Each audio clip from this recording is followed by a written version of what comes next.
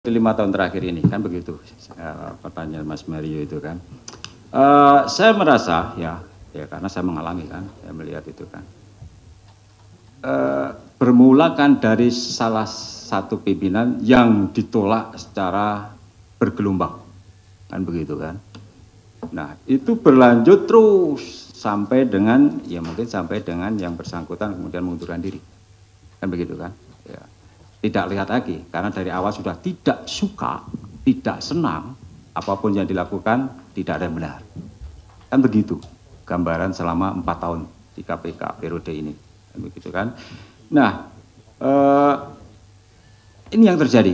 Jadi dukungan publik nggak ada, ya. Kemudian kinerja-kinerja KPK juga tidak dinilai, tidak dihargai, padahal selalu saya sampaikan.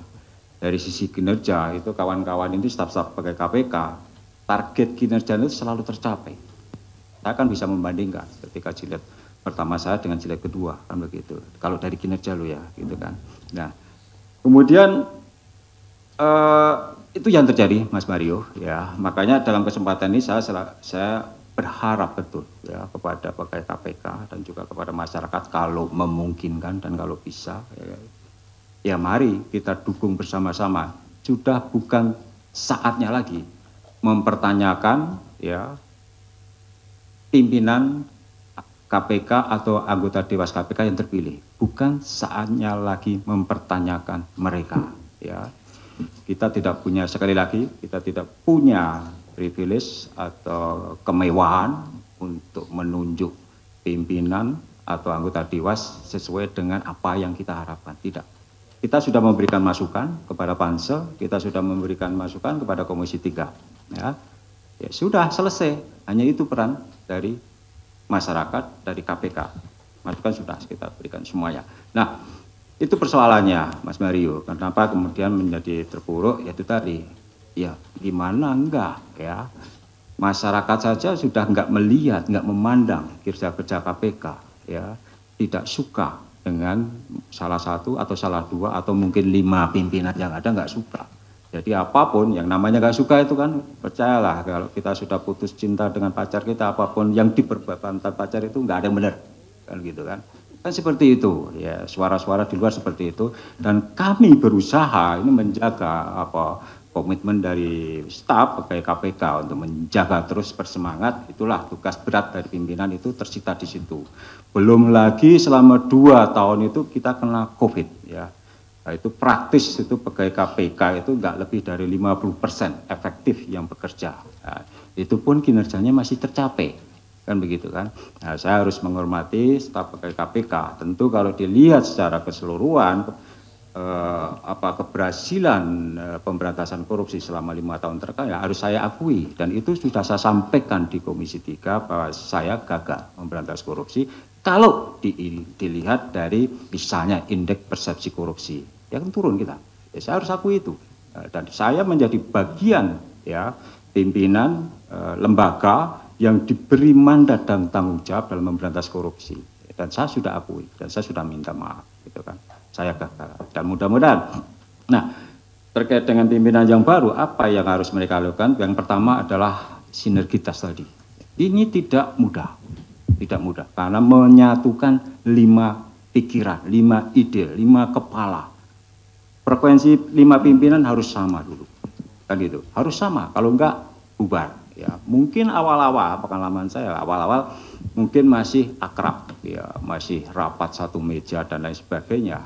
Saya nggak tahu bisa bertahan berapa lama. Ya, ketika kemudian tergoda dengan kepentingan yang sifatnya pribadi, person, ya kemudian pergi tanpa izin, tanpa pamit, pergi kemana pimpinan lain nggak tahu, ya sudah, ya tinggal menunggu waktu bahwa kolegialitas itu akan pecah.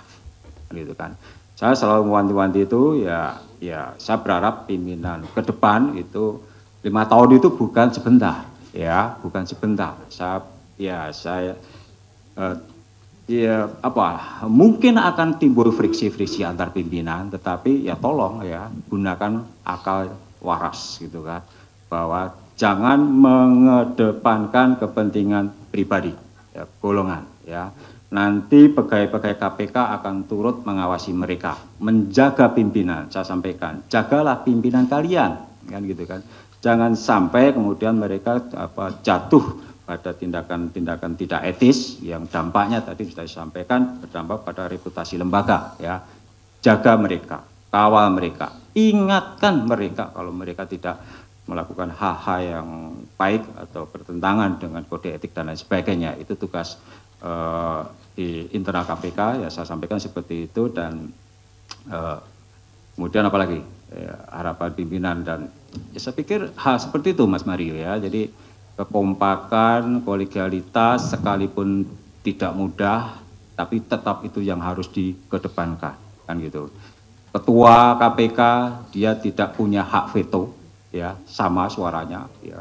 Jadi dalam pengambilan keputusan bukan berarti 4 pimpinan itu bisa dikalahkan dengan 1 veto ketua. Tidak, suaranya sama. Dia hanya koordinator saja sebagai ketua situ. Ya, tidak ada kelebihan di dalam membuat keputusan. Ya, lebihnya apa? Terkait mungkin undang-undangan seremonial kalau diundang ke istana dan lain sebagainya. Umumnya kalau ketua itu ada, ya, ketua yang hadir. Tetapi pengalaman saya ya juga tidak harus juga, karena kadang-kadang ketua juga mendelegasikan atau menugaskan atau meminta pimpinan yang lain untuk hadir, ya. Sekali lagi kekompakan itu yang harus dijaga, ya, dan jangan pernah terlibat pada konflik pribadi, apalagi kemudian membawa instansi asal mereka, ya.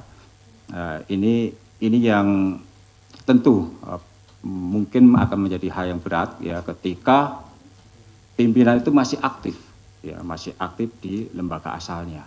Ini kami betul-betul tidak berharap mereka membawa misi atau visi dari instansi asal mereka, ya gitu kan. Kami tidak khawatir dengan kelima pimpinan yang berasal dari instansi penegak hukum dan 1 dari auditor BPK, ya. Dari auditor BPK tentu nanti akan mempercepat proses-proses penanganan perkara yang pasal 2, pasal 3.